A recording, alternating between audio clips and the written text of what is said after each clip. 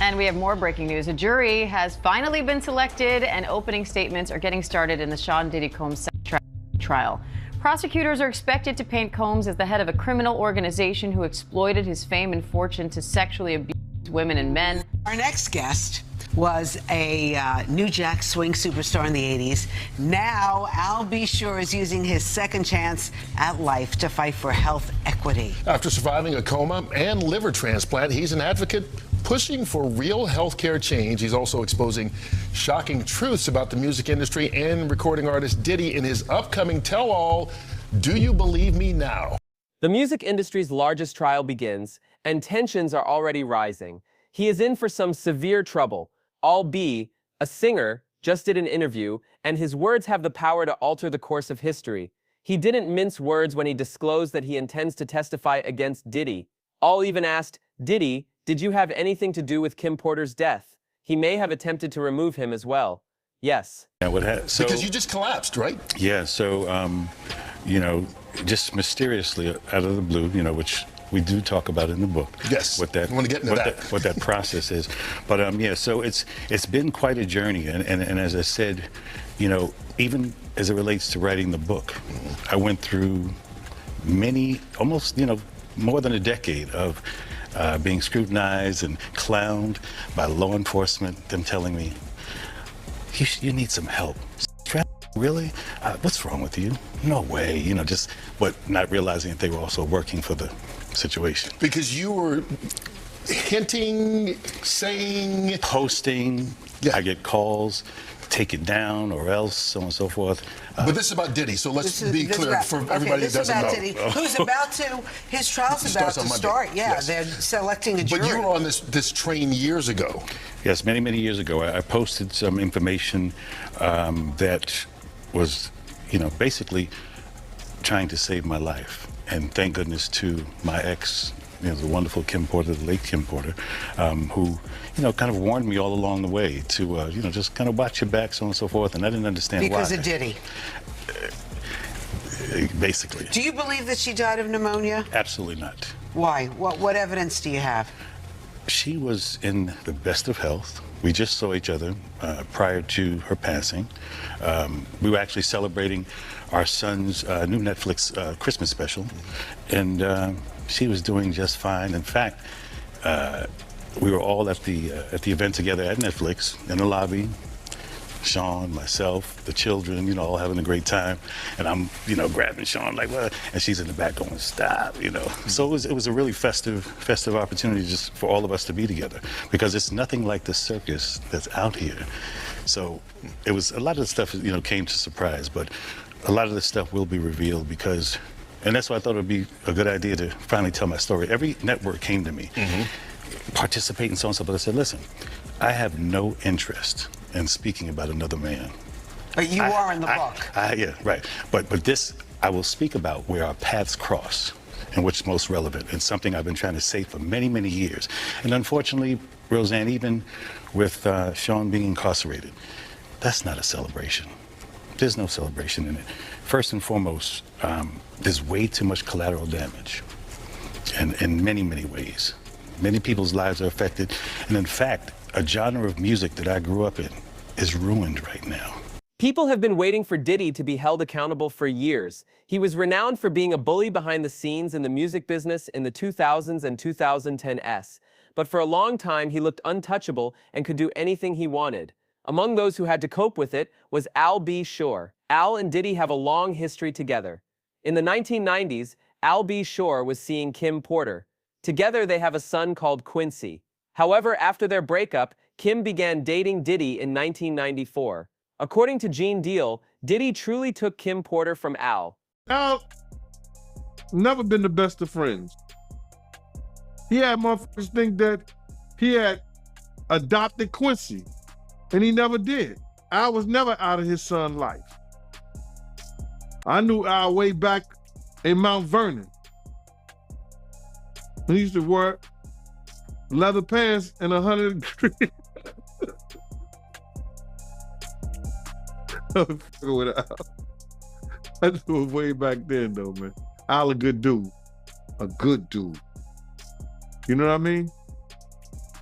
You know what I'm saying? So if Al got something to say about that's happening to him and Puff has something to do with, trust and believe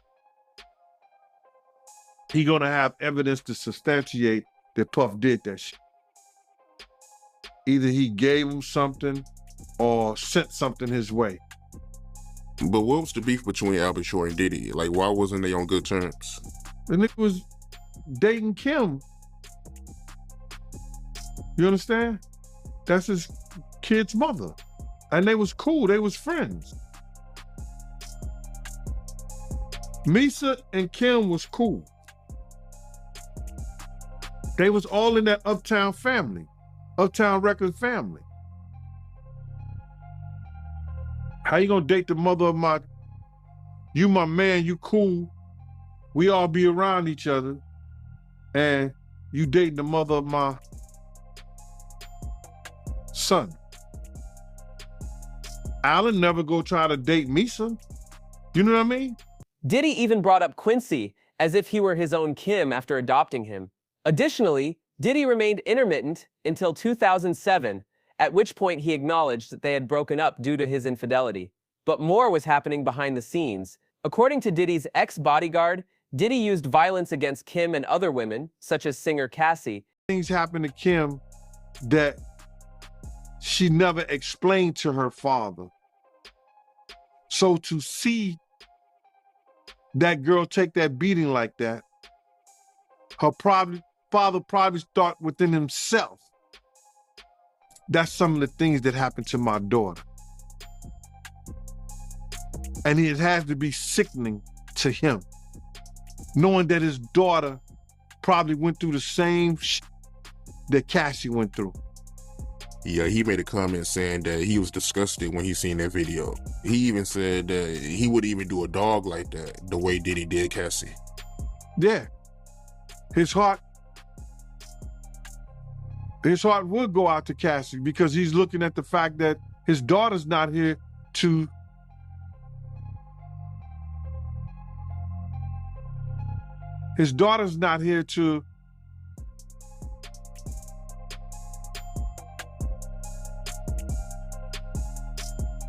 even raise her own damn kids, man. His daughter's not here and to see, because I got daughters myself, bro. You know what I'm saying? And I give my heartbeat, both my arms. And just to imagine to think that somebody was doing that to your daughter, bro. I know Kim got tired. That's why she took that corkscrew and ripped his damn arm out. Tried to rip his arm off for putting his hands on him. I know she was tired. Them pillow fights and that smothering her with the pillows and all that, like he playing with her. I know she was tired. Yeah, he also told Rolling Stone that Diddy, he's a jealous person that don't know what love is. He knows that, bro. Kim couldn't have nobody, bro. Kim couldn't have nobody. You understand what I'm saying, bro? Diddy could do whatever, Puff could do whatever he wanted to do, Brother Love could do whoever he wanted to be. If Kim ever tried to get with somebody, Puff would interfere with them or with her trying to be with them. Even related an event on Sunset Boulevard when Kim and Diddy got into a heated argument inside a vehicle. Kim stepped out of the car pretending nothing had occurred, but she refused to back down and told Diddy not to touch her again, or she would make sure everybody witnessed what he did. There was a pattern to this kind of activity. Years later, Cassie's experience wasn't novel. Kim had experienced it as well. A&B Mundial said that while he initially had no problem with Diddy, things changed once he learned that Kim was in danger of dying. She had expressed to him her fear of being harmed by Diddy. Then, in 2018, Kim unexpectedly passed away. The stated reason of her illness was pneumonia, yet she experienced flu-like symptoms. A&B certainly didn't believe Diddy when he went public to express his grief over her passing and to explain that he still loved her despite their separation. He believed Diddy could have been responsible for her death and was pretending to be grieving. Diddy wanted Kim silenced because Al thought she was going to tell the world about the abuse. Seeing how Al B. Shore, he came out saying that Kim Porter death needs to be looked into? I think that Al being being his ex-wife, he have every right, knowing about the stuff that came out about Diddy and what he was doing. You understand what he has done in the past, and people have overlooked it. By him coming out and saying that he hoped that he could get her case reopened. There was a guy called John Paperwork, the Paperwork Party. They would put in an open petition to get Kim's case reopened. You understand what I'm saying? So I'll be sure doing this is showing that, you know, he still got love for Quincy's mother. He still want to find out the truth, because allegedly Kim was fine the day before and the day of her death. And then now she found in the bed dead from pneumonia.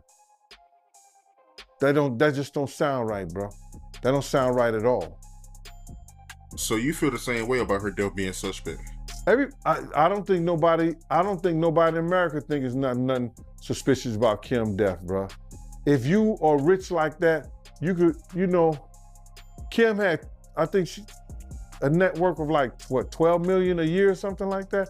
Kim could have called any doctor to come over and look at her. If she was that bad, you know, she could have called an ambulance or something like that. Everything is suspicious about her death, bruh. All demanded an inquiry a few weeks after Kim's death, but nobody took him seriously. On the internet, they made fun of him and said he was still in mourning. He continued to speak. He said that Kim had forewarned him of this. In order to reveal all about Diddy, she even showed him a book she was writing. Many people think that Diddy's deepest secrets may be revealed in this book. Terrified of Kim Porter's book. Just like Jay-Z was afraid of Kathy White's interview. It's funny how things that they're afraid of disappear. Who you think is next on the chopping block? Because I believe there's a chopping block, and there might be. Oh, there is. Sean Carter. They're trying to avoid him. I'm going to make sure they can't.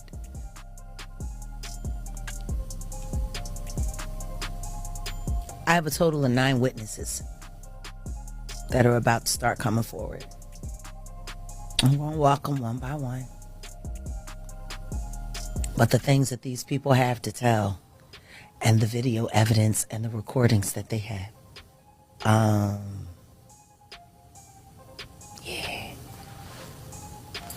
Wow. It's worse than Diddy. A lot of psychological operations being ran on employees, former girlfriends, mothers of secret children, interns that refused to sign 9 disclosure agreements. Their lives were literally blown to smithereens. I was lucky to survive him. If you really look at their careers, it's just a trail of bodies that they've been stacking up and standing on. He had been silent up to this point after becoming better. Once it was revealed that Diddy was ultimately being sued and taken into custody, A&B sure stepped forward once again. He said that he didn't think his health issues were normal. He believed it was done to keep him quiet. He was still referred to be insane. However, everything changed when Diddy's arrest was confirmed. A&B seized the opportunity to completely express himself. He wrote on social media that he had been warning people for years, publishing what Kim told him before she passed away, naming police, and attempting to safeguard others. He said that in order to conceal her book notes that revealed Diddy, her computer and phone had been seized. This was verified by Gene Deal about a year ago. Telling me before this interview that Dallas Austin, his daughter, was at her house the day she died. Yeah, I heard that the paperclip party broke that story because it was told to them by Kim's Porter father. That is in the police report. That this is in the police report. That Dallas Austin's daughter, who was a friend of Kim's, left her house at 8 o'clock. That Kim had made a call, 911 call at 2:15 that morning. And I don't know what happened in the 911 call or what was said, but they said that Dallas Austin's daughter, according to Kim's father, was the woman that left her house at 8:15. So she was the last person, according to her, to see Kim alive.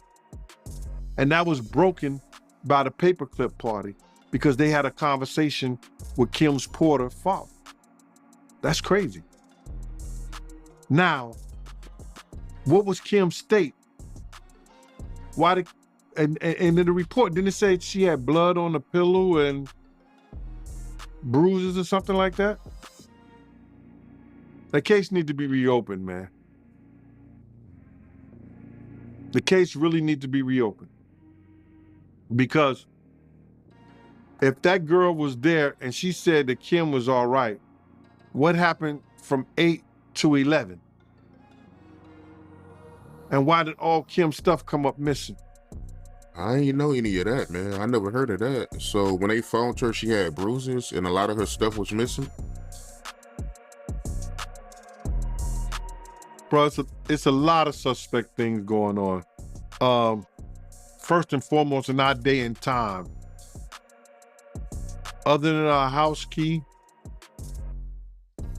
a woman gonna keep her phone and you know, she got a lot of different purses, but everybody always grab their phone. Why come right till today, right now, nobody knows what Kim Porter phone is? And they know they had iPhones.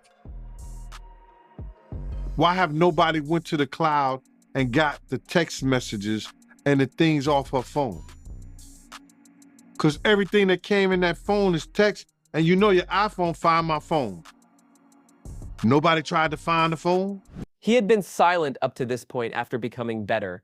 Once it was revealed that Diddy was ultimately being sued and taken into custody, A&B sure stepped forward once again. He said that he didn't think his health issues were normal. He believed it was done to keep him quiet. He was still referred to be insane.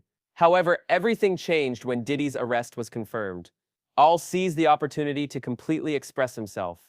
He wrote on social media that he had been warning people for years, publishing what Kim told him before she passed away, naming police, and attempting to safeguard others. He said that in order to conceal her book notes that revealed Diddy, her computer and phone had been seized. This was verified by Gene Deal about a year ago. I'm blaming this entire industry in the way it's gone. And, you know, there's no one person that's in charge, but this level and this magnitude of a story, of detriment, of diabolical, you know, just heinous, you know, whatever's really going on, it's unfortunate. Is Diddy suing you or threatening to sue you?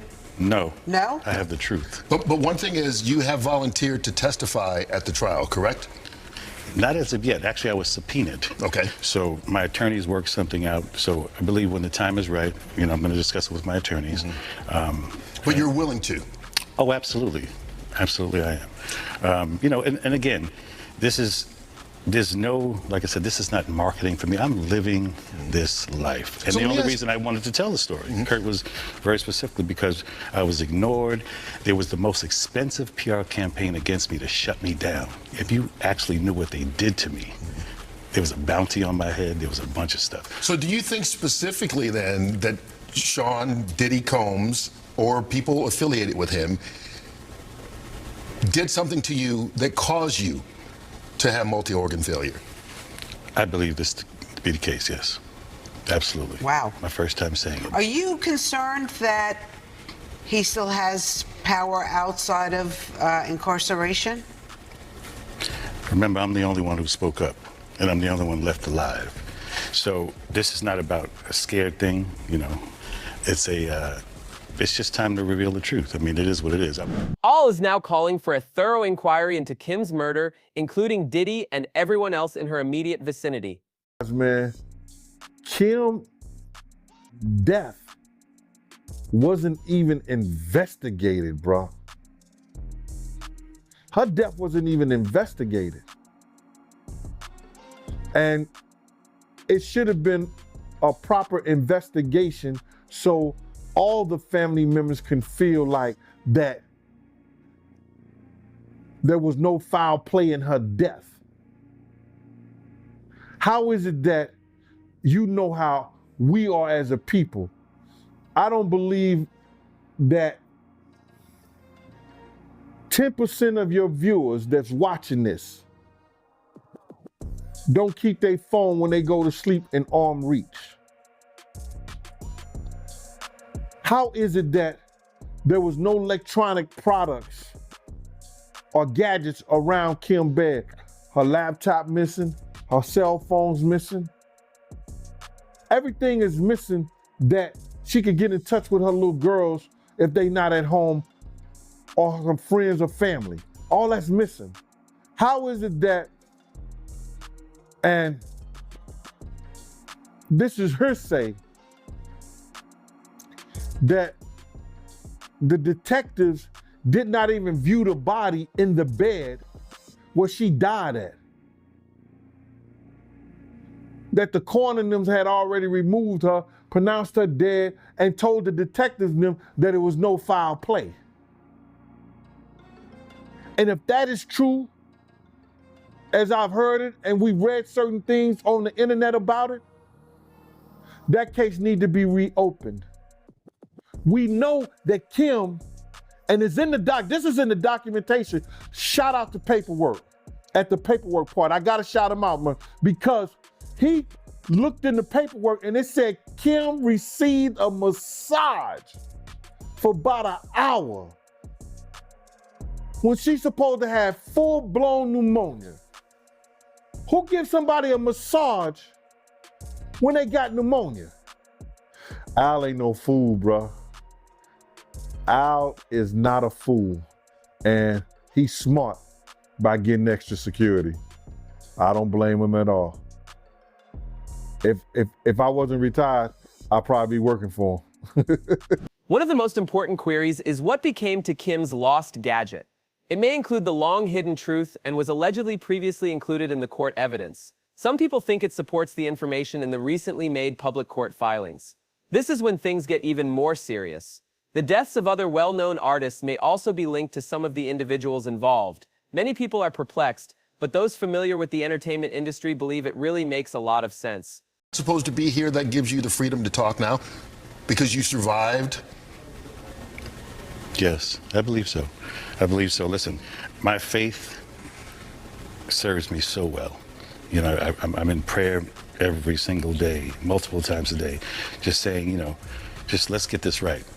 And when you think about it, for me, I don't even wish him harm. I don't wish him, you know, I don't want to be here. I would love for us to all be, you know, riding in the sunset. We sold millions of records. We've affected the culture. We celebrated our genre of music that we came from, hip hop. You know, this is supposed to be a celebration. This shouldn't be a national court case. So there's no anger with me. I don't produce anger, jealousy. That just doesn't come from me. A&B Shore just dropped a bomb on live television that made everyone rethink everything they thought they knew about Kim Porter's death asterisk. And, folks, this isn't just gossip. This is courtroom chaos meets conspiracy theory gold, as we dive headfirst into the latest trial twist that has everyone asking, was Kim silenced before she could speak out? Because apparently, A&B Shore, who for years has been treated like the Cassandra of the hip-hop world, has been trying to warn us all along. And now that Diddy's actually facing real charges, not just civil lawsuits, but criminal ones too, people are going back through his social media history like it's a murder mystery podcast and suddenly realizing that Shore's old comments weren't just jokes or jealousy, they were clues. In a recent interview with Fox News, he didn't whisper. He didn't hint. He said it straight up asterisk. He believes Diddy was behind Kim Porter's death. Oof. That's not just shade. That's truth wrapped in tension and served with a side of why did nobody listen to this man sooner? And cue the panic. Cue the frantic calls from Diddy's legal team. Cue the late-night edits on Wikipedia pages. Because suddenly people aren't just looking at Diddy's past relationships. They're scrutinizing them like they're jury members trying to piece together motive. And if you thought this was just another tragic story about fame, fortune, and loss, you'd be wrong. Because now there's a theory floating around that Kim wasn't just lost to grief or health issues, she was silenced before she could expose some seriously dark truths, just like Cassie. And now that the trial is heating up, Now that the freak-off tapes are being played like Oscar speeches, suddenly Albie Shore's words are hitting differently, harder, sharper, like an autopsy written in ink. So yes, folks, Diddy might have thought he could keep dancing through life while burying lawsuits, silencing accusers, and dodging accountability. But now the walls are closing in, and worse, he's realizing that people remember every strange comment, every odd behavior, every whispered rumor, because when someone like Albie Shore says something years ago and then reality starts lining up with what he claimed, you don't call him a hater, you call him a prophet. And somewhere in the background, Diddy's lawyers are probably Googling how to legally erase the internet, while Fox News anchors scramble to re-air every segment ever made about him like it's breaking news again. Meanwhile, the rest of us are just sitting here watching the slow-motion collapse of a music mogul who thought money, fame, and a great tailor would protect him forever. And honestly, it's riveting. Because when your response to scrutiny is silence or worse, a tantrum that makes you look guilty without even needing a verdict, you stop looking untouchable. You start looking exactly like the guy who should be wearing orange jumpsuits instead of designer suits. So until he learns how to handle truth without flinching, or better yet, answer questions without hiring a new PR team, we're gonna keep digging, keep questioning, keep watching. Because when the past starts matching the present and both are pointing toward a courtroom future, you know the truth isn't just coming out, it's bringing friends. And those statements include descriptions of what the witness says he saw on those tapes. So I asked him about that, and he answered what he could, given the limitations imposed on him after testifying before the grand jury. Out of those 8 videos, 8 celebrities, 6 men and 2 women, how many of those 8 celebrities were close to being underage or potentially underage? 2 males. 2 males. And of those 8 celebrities, how many of them were intoxicated or under the influence of drugs? This is going to be all speculation. I just want to preface it by he wouldn't know if they were. Right. Sure. Appear to Let me be, rephrase it. Based on, yes. Understand. Out of the 8 celebrities who were recorded having intimate relations with Sean Combs, how many of them appeared to be either inebriated or intoxicated or under the influence of drugs? All of them. All of them. Out of those 8, how many appeared to be potentially victimized? How many might have been victimizing? I think all, to be honest, all. Were victims They or victims. were perpetrating? Victims. They were, all 8 were victimized. Yeah. Meaning Victim. this was happening to them and they were inebriated. Right. Not knowing, I guess, how much proof it was in it, what they was doing. And of those 8, how many seemed to be potentially minors?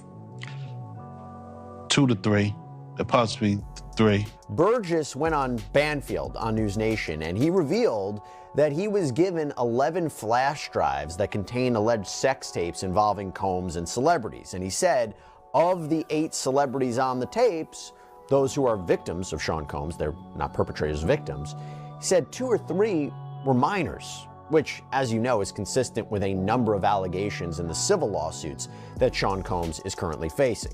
To be clear, though, Combs is currently not criminally charged with anything with respect to minors. That could change, but right now, he's just charged with trafficking, racketeering, transportation to engage in prostitution, but all with respect to adult victims. If there's a superseding indictment, he gets hit with new charges, possibly about victims, we shall see. But this is what brings me to what we're talking about right now. So, Mr. Burgess has claimed that he got these flash drives from the late girlfriend of Sean Combs, Kim Porter, who, as we know, tragically died several years back from what authorities concluded was lobar pneumonia. And that is despite the fact that there have been rumors, both online and in the media, that there is something more to her death. And that, to be clear, totally unsubstantiated. That has been debunked. We've talked about it here on Sidebar multiple times. But putting that to the side, here is the other thing with Mr. Burgess.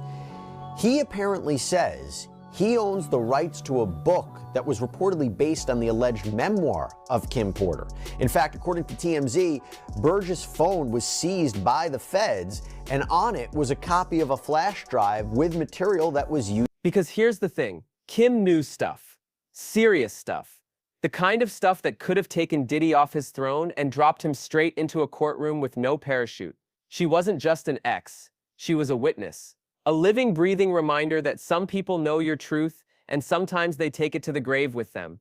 And while we'll never know exactly what she would have said had she lived, one thing is clear: her silence didn't protect him forever. It just delayed the reckoning.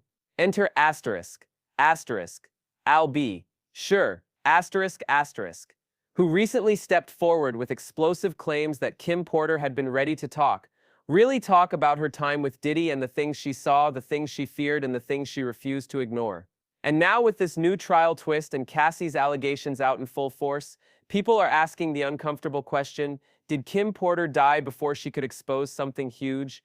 And if so, how scared should the people around Diddy be?